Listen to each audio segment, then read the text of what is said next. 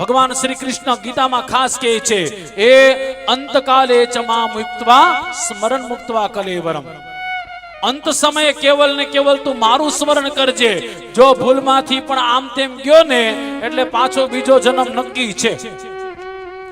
એટલા માટે વડીલોને ખાસ કહો, વડીલો બધા હાથ જોડીને પ્રાર્થના કરું, ધીરે ધીરે બને એટલું છોડવાની તૈયારી રાખો. કથામાં આવો તો કબાટની ચાવી હારે લઈને નહીં આવતા, વહુને સોંપીને આવજો. અને વહુ લઈ જાય તો કઈ વાંધો નથી. જેટલું છોડશો એટલા વધારે સુખી થાઓ.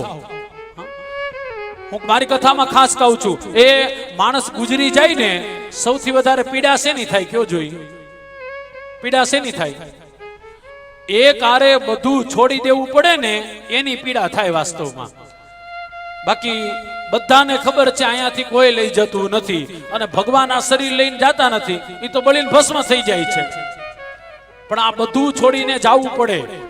એટલા માટે છોકરાઓને છોડો, ઘરવાળા ઘરવાળીને બધું છોડો, ધીરે ધીરે છોડો. એટલે જંગલમાં નથી જવાનું કેતો, મનથી બધું ધીરે ધીરે આસક્તિને ત્યાગ કરો.